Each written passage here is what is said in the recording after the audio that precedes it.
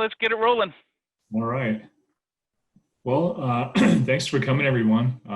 This is the first of 4 NMGIC Geoseminar talks, and Stephen has agreed to be the guinea pig for this. And thanks for coming, everybody, and thanks for Stephen for being here. My name is Scott. I'm the NMGIC president this year. Thanks to all the board members for all your work and diligence organizing these seminars. We don't have too many announcements today. Don't forget to vote in the NMGIC board elections if you haven't already. We'd like to close those elections on Friday the 16th of October. There's 5 open board positions and a number of really good candidates. So the voting link should be in your email from about a week ago. And but please touch base with us if you can't find that link. We'll be recording today's talk. Stephen's agreed to allow us to do that, and we'll post it on the NMGIC website for those that couldn't make it today within the next few days. If you need any continuing education credits, we may be able to work something out for attending today, so just touch base with me via email and we'll see what we can do. I think we've done that in the past, just a little letter or something. So please keep your questions until after Stephen's talk, and use the raise hand button here on Zoom, and we'll call on you afterwards. Or you can type in a question on the chat window. That would work too. Please try to keep yourself muted while Stephen's talking. And after questions, we'll leave the meeting open for a while, and we can just have an open discussion if anybody wants to participate. So that's all I had. Well, we can get right to it. Today's speaker is Stephen Hewitt. Stephen is the GIS specialist for the city of Clovis, New Mexico, and has held the position for the past 3 years. In that time, he has worked to find solutions that can help bring in geographic data using AI and IoT. Although not all the projects have come to fruition yet. I know how that goes, Stephen. Previously, he worked as a wildlife biologist for the state of South Carolina with endangered species. And today he's going to be talking about data collection using AI and off-the-shelf camera equipment. All right, thanks, Stephen, and go ahead, the floor is all yours. Thank you very much. Okay, as Scott said, I'm going to be talking to you about how the city of Clovis has gone about doing a collection of all our signs across the city. And we were using all off the shelf equipment, and the we'll say the 2 different vendors we were using are Mapillary and Robotics. So we're going to start off with Mapillary, and when I took over in about the middle of 2017 for the GIS position, I sort of fell into this, is we need to get this done. The city manager wanted it to happen, and I could only really think of 2 ways to make that happen. That was either go out on foot and collect it and take, I don't even know how many years, but probably a lot longer than I would be here, or we could contract it out and collect it by vehicle, which was beyond the city's budget and beyond the IT budget, or we could collect it ourselves. The person before me had looked into Mapillary, which is actually based out of Europe, and I did some further research on it, and then it looked like something that we could do relatively inexpensively. So we went ahead and started out with it. Mapillary was founded in 2013, and they wanted to basically bring street view to the masses. So anyone and everyone is allowed to collect from Mapillary. If you have, your phone mounted on your windshield, your own dash cam, you can buy GoPros and mount them to your vehicle. However you wanted to collect that data, they would take that data, put it on the map, and you could have that map data available for everyone to see, and anyone can use that data. So here's my first setup in my city vehicle. So you'll see I have 3 Garmin Verb cameras, which are these nice little cameras here, mounted on suction cups to the front of my vehicle. The field of view of the camera allows those 3 cameras to see roughly 180 degrees around the vehicle.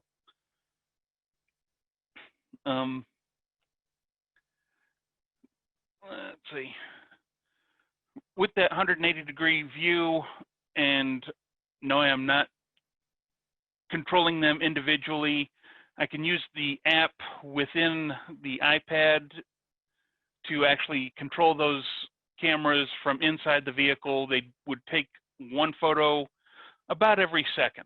Not great, well, not too bad actually. I tried a half second, but that was a little bit too fast for them to actually have the video or have the photos synced properly. We did use some others. My boss drove around with the Rove C1 Pro, and that takes a lot of work because you have to take the video, sync it up to the positional data, and then upload the combined file to Mapillary, and that's just not a very easy workflow. Whereas with the Garmin Verb, it writes the data automatically to the picture file, so it makes it really easy. All I have to do is pull the cards out of the camera, load them up, and send them to Mapillary, and the positional data and everything is already there, and then they can run their AI over it. And they'll do things like blur license plates, blur faces, and then the AI will go looking for things like street signs, which is what we wanted it to look for. But they can also do, I believe, 42 different things they can actually find. So fire hydrants, street lights, traffic lights, crosswalks, manholes, potholes, you know, anything like that, you can actually have their AI go through your photos and bring up. So I did try my personal cell phone. This is it mounted in the windshield of my car, driving around. You know, the image on the left you can see is good and sharp. The image on the right, it found something on my windshield that it liked better than the outside of the car. So that kind of drove me nuts because I didn't want to have to go back and forth and figure out, you know, which images are good and sharp on the outside to give good clarity and which images are blurry, and see if I couldn't get a better shot. This is one of the shots from my boss's dash cam using the Anker Rove C1 Pro. Has good clarity. You do get a little bit of glare off of the dash, but that's easily solved. If you just put a piece of black fabric over that, you can get that to disappear, and it works. But like I said, the process of getting the data synced up properly with the positional data is kind of cumbersome in order to upload. And this is the Garmin Verb, roughly the same position that I from the previous shot. Now the colors aren't as sharp, or are a little bit dulled, but that's probably more due to time of day. But again, you can see the stop sign there, you can see the street light there. And actually, we changed our setup. So in 2019, you see that little mast sticking off of the roof of my Durango there instead of the 3 cameras mounted to the front. I'll help you. It's this mast right here. It's actually the GoPro 360 camera mounted on about an 18-inch PVC pipe that mounts to the roof. And that gives me basically a Google Street View type view that I can drive, where the 3 Garmin Verbs, I would have to drive both directions on the street in order to see signs on both sides.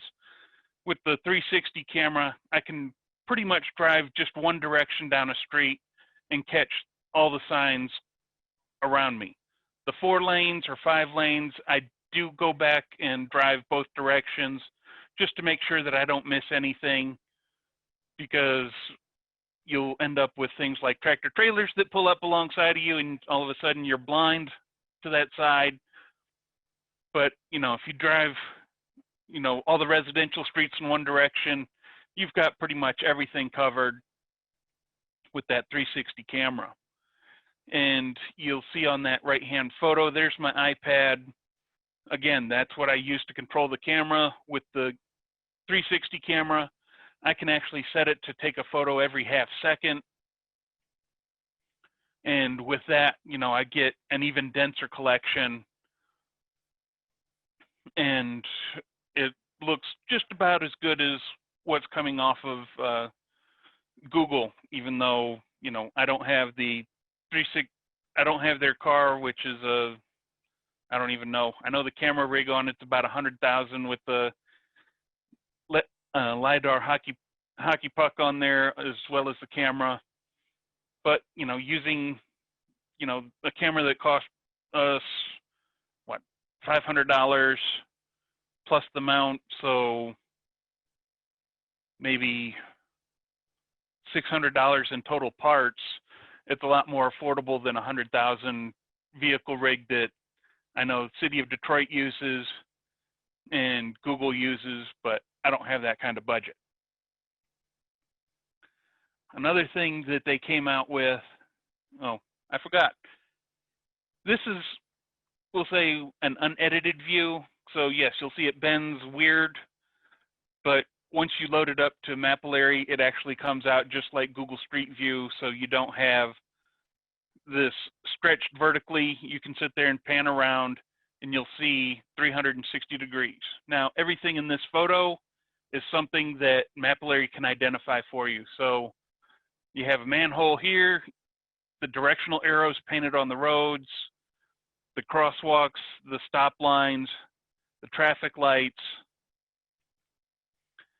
All of this stuff is stuff that, like I said, Mapillary can identify with their artificial intelligence.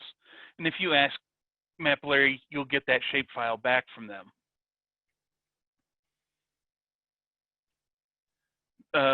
With 2020, they've put out their own dash cam. It's actually a Blackview DR900M. Well, they say 900M.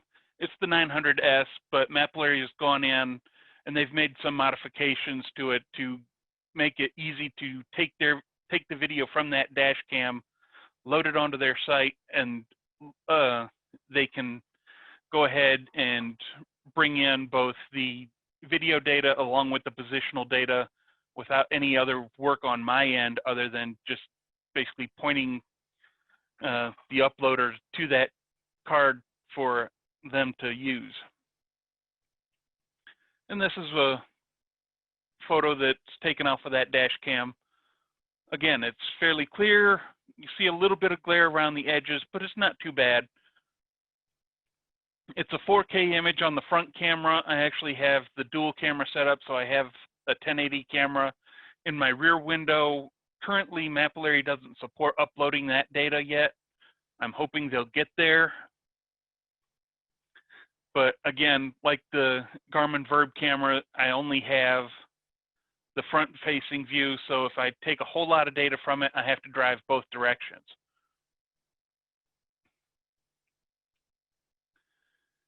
Now, this is getting into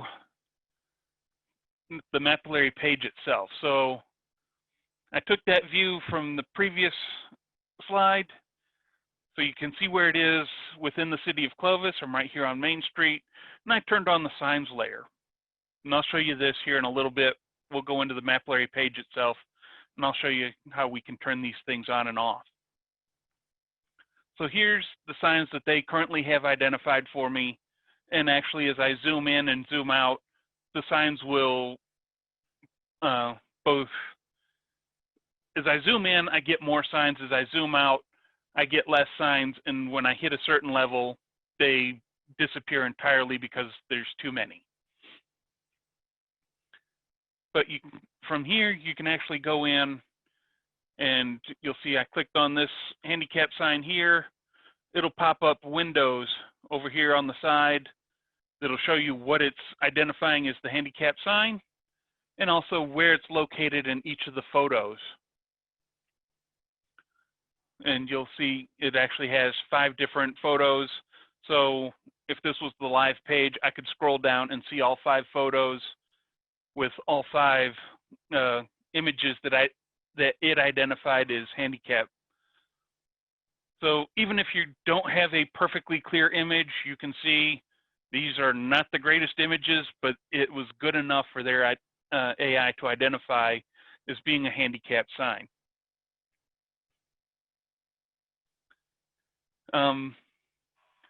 I did any number of interviews. Well, I did 3 interviews with Mapillary for various projects. And one of those interviews with GovTech is what led us to Robotics. Robotics saw that interview in GovTech and asked if we would be interested in using AI to identify and score the condition of our roads. It just so happened that I was looking for a solution to do just that, because our city manager had asked, hey, is there any way we can put a score to our roads so that people know, why some roads are being paved or attended to before others. And this looked like an easy way to do that.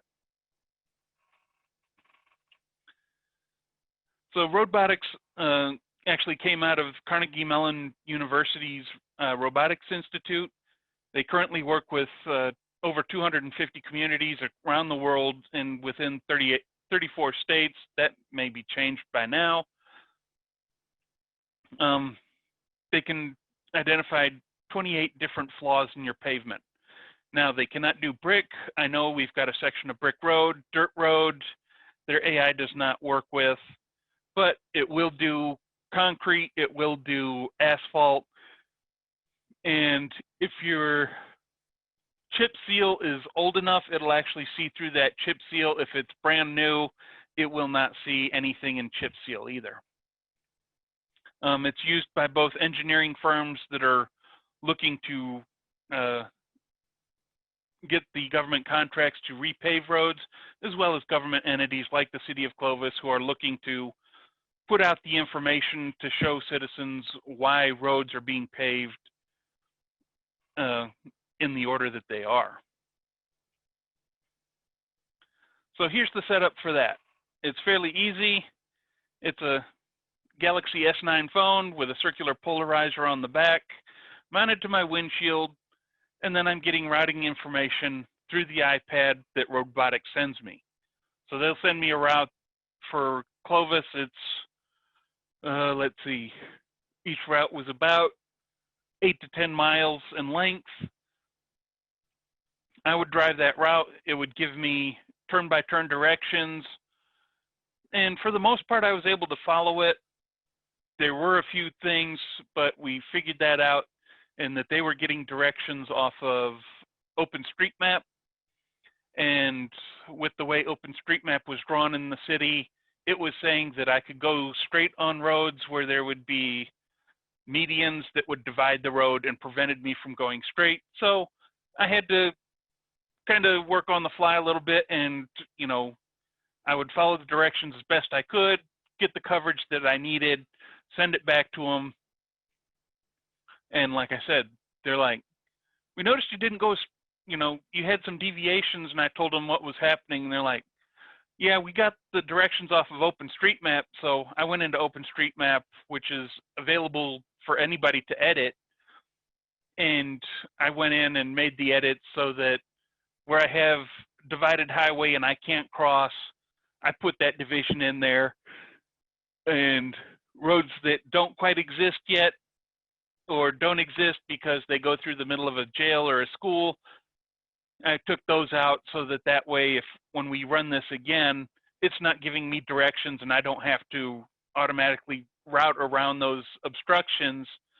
It'll automatically see that, route me around it, and we'll get the same coverage without me doing any of the corrections.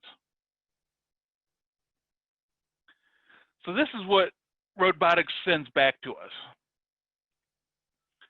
So you can see red, orange, yellow, green. So the dark green is going to be what they call a category 1. That's your best roads. So anything that's been freshly laid, it's going to be a 1. 2s are going to be, there's a few flaws, but nothing major. 3s is going to be all the yellows. So you're going to see some cracking, some potholes, some patches, things like that.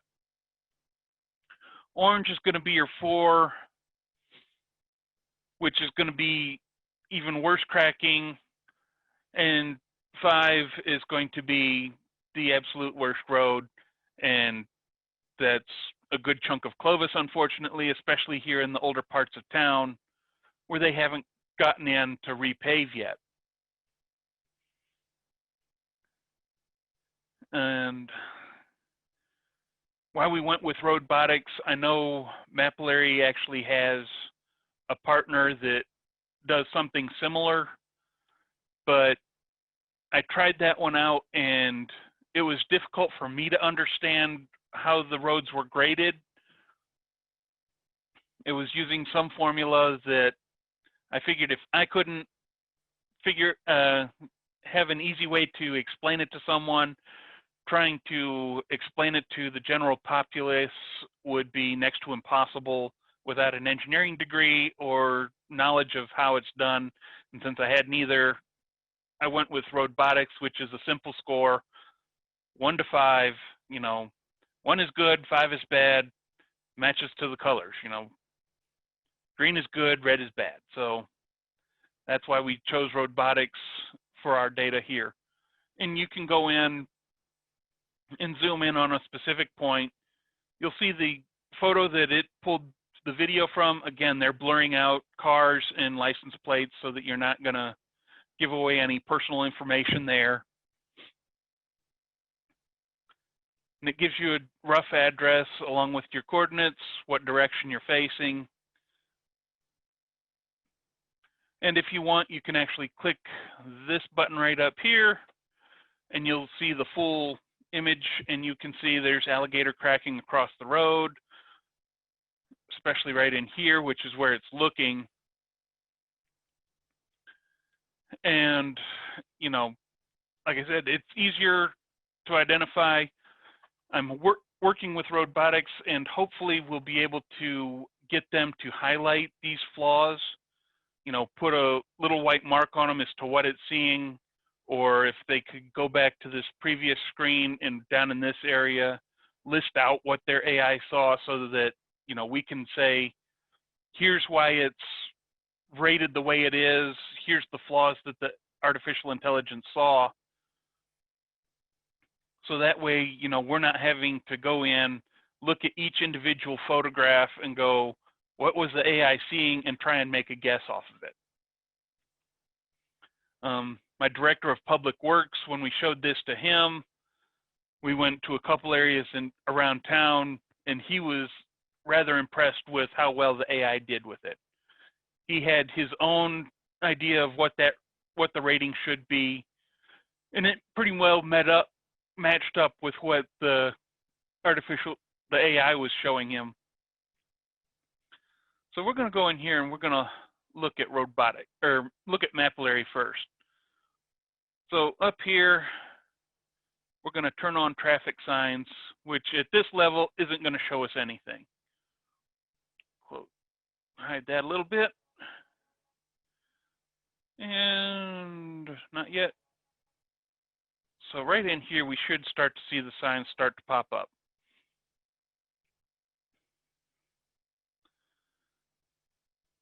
So you can see how dense they are. And you can see I have a lot of tracks. So as you zoom in, you see all the different tracks. The ones that have the circle around the dot, those are 360 images. So I can actually go in, I can filter for just my 360 panos, hide that screen. Now we're seeing just my 360-degree photos.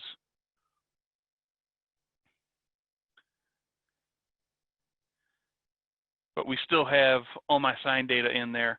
And yes, you'll see some European signs, but you can click on it and say, what is it that you saw? I'm not even sure. So it might have been, oh, what is that?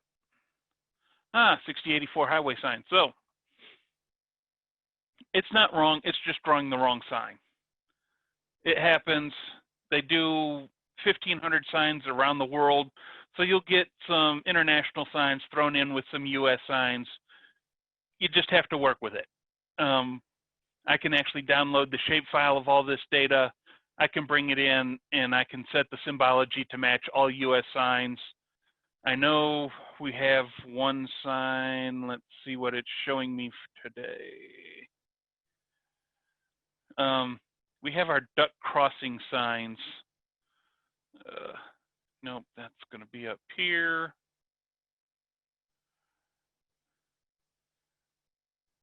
Is it going to be this one? I think it is.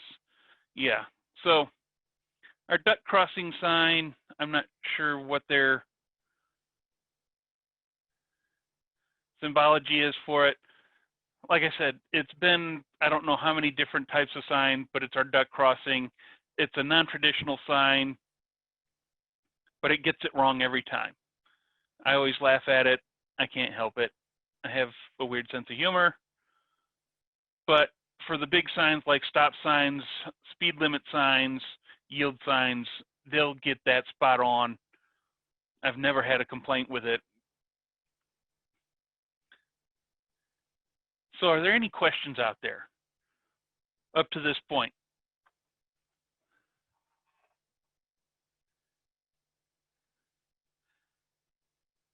Seeing none, we'll head over to roadway and robotics.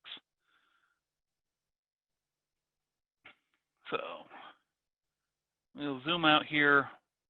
Some of the things that we can do within robotics, actually all and all. So if I have an area that I want to,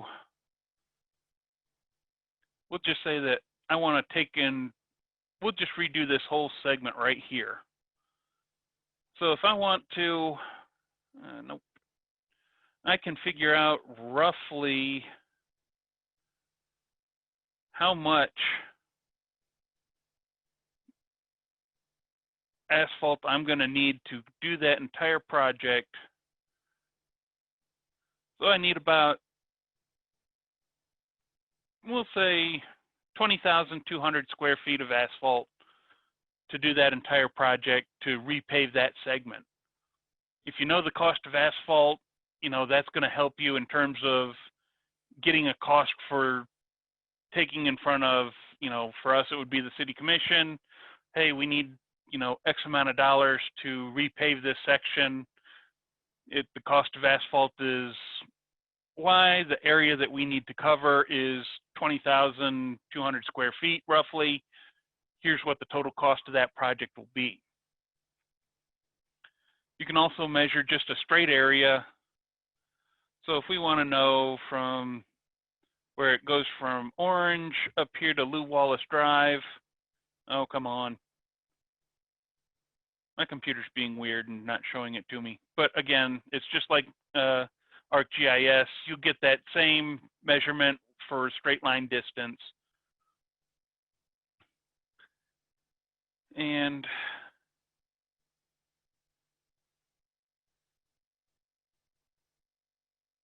let's see.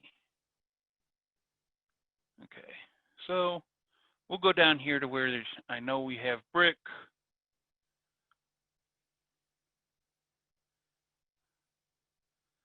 So this segment right here, so from Grand up to 8th Street is all brick. So again, that's going to show as basically not being paved. It really is paved, but it doesn't, the AI doesn't understand brick, so it just shows it as unpaved. But again, you can see the individual points. Each one of those points is a photograph. So all you have to do, click on it. Come on. There we go. And you can see, yes, it's brick road. All the vehicles are blurred out. And you get a not paved rating on it.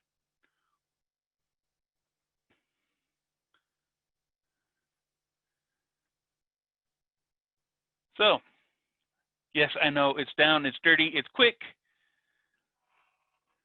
But does anybody have any questions? Please say yes. That was awesome. There are a couple questions I see in the chat window, Stephen. Okay. Patty asks, how are you geotagging the photographs to get them into Mapillary? The camera actually takes care of all the geotagging for me. So it's got the Garmin Verb has built-in GPS on it. You can also use the GoPro Black Series cameras. So the 9 black, the 8 black, down to, I know at least the 5 black. They all also have built-in GPS, so you don't have to go in and geotag each and every point. If you use the earlier GoPros that do not have the built-in GPS, you will have to go in and associate that point to the photograph, which is a lot of work.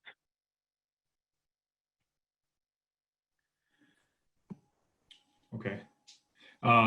Tam Taylor asks, what are the data storage needs for a project of this size? I actually have 2 years worth of photographs in Mapillary sitting in a Google Drive. It's in Google Drive. It's one of our project drives. And can I tell you how many photos I have out there? I can't right off the top of my head. I'd have to look into that and tell you how much space it's holding. But since our G Suite gives us unlimited space, it's hard to tell you right now. For Robotics, all of that is hosted in the cloud. I'm not actually storing any of that online or even on my personal machine or servers. It's stored with Robotics. If I want to get it back, I can ask for it back, and they'll send me either DVDs or a hard drive that contains both the video footage and all of the shape files needed. But right now I've got the shape files back that show me just the points or just the polygons, and within the points shape file, they've got the link out to the photograph on the web, so that way I'm not having to host all those photos as well. Okay, cool. Mello asks, is there anything you can share about Robotics pricing structure? It is based on road centerline. So for City of Clovis, you can see our road centerline is 264 miles. So I cannot remember what that is. Let me see if I can look it up real quick.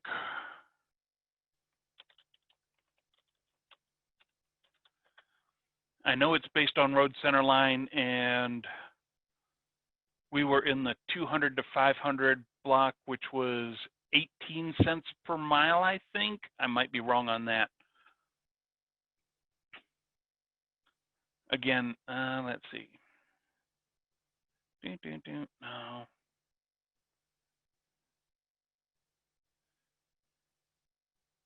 I have seen it, and I cannot find it for the life of me now. But like I said, it's based on centerline road miles, and if you contact them, they'll figure out, like I said, for City of Clovis, from Ned Hauk down to the south side of town, it's 264 miles. We fit into the 200 to 500 mile block, and I think it was 18 cents per mile. There's another block that's like 100 to 200 and under 100. So you have to contact Robotics about where you fit in terms of those distances, but really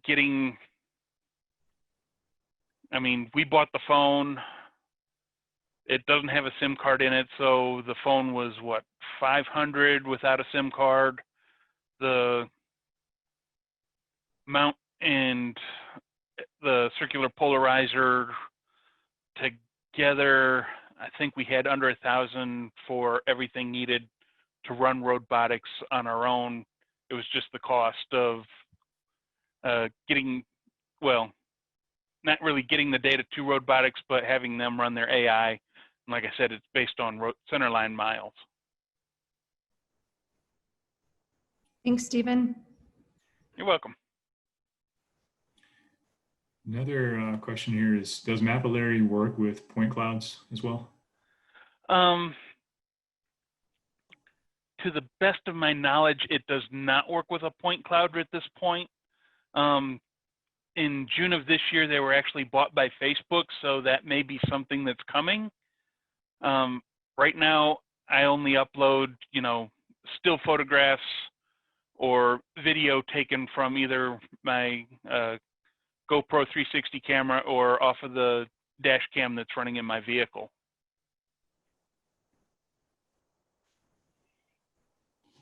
Cool.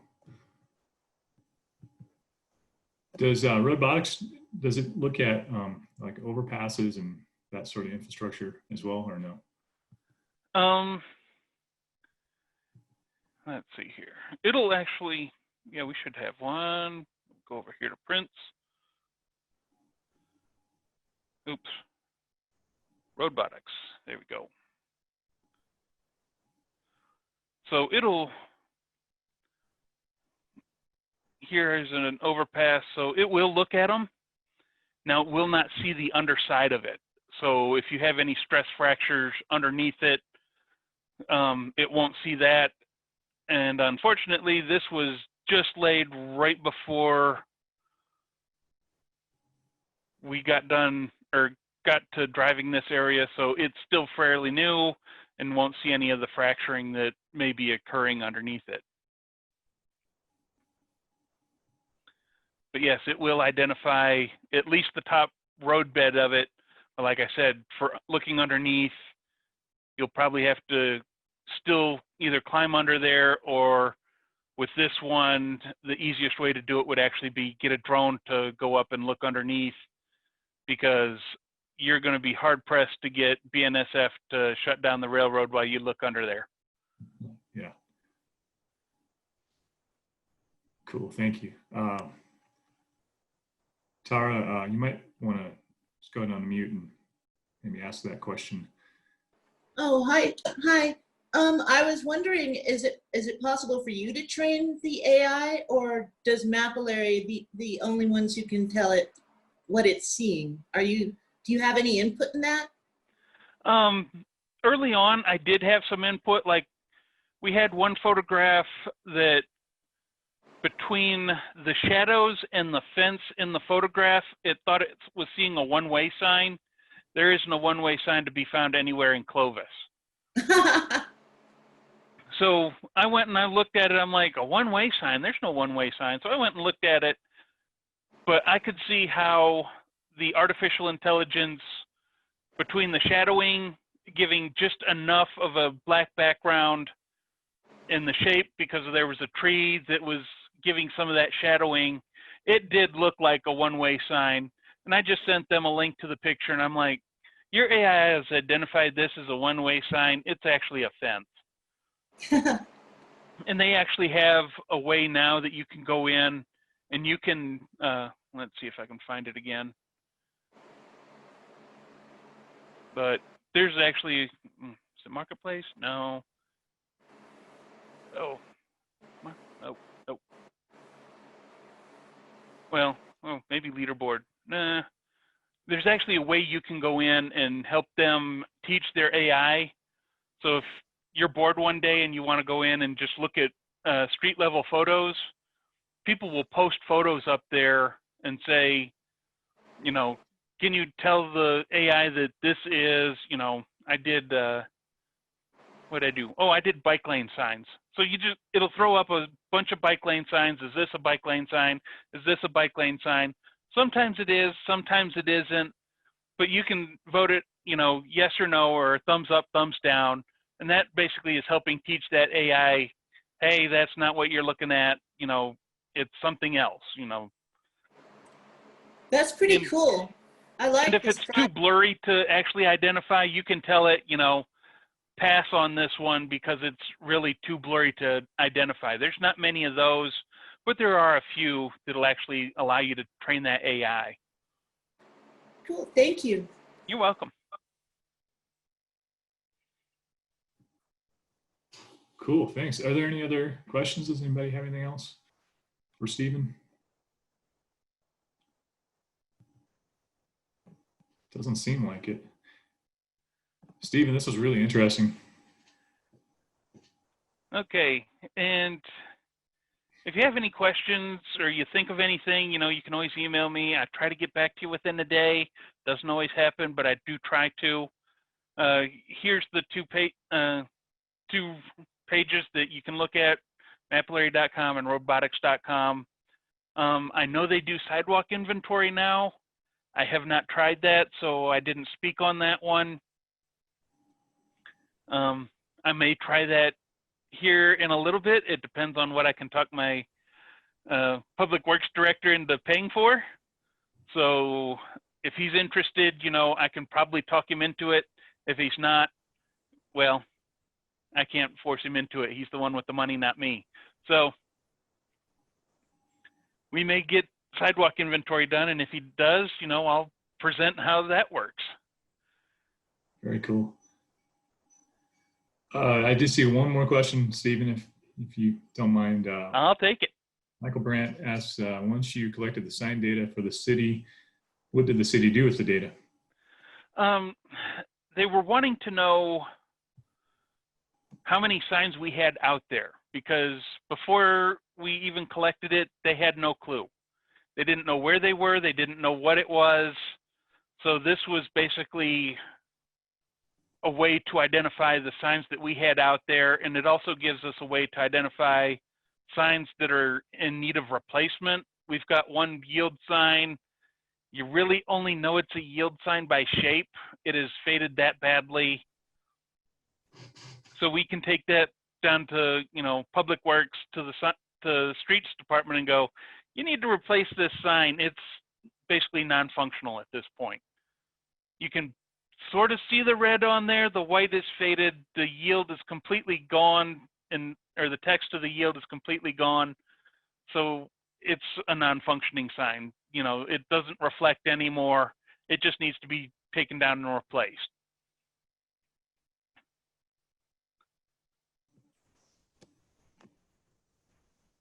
Follow up on that. Can you only view the sign data in Mapillary, or does it?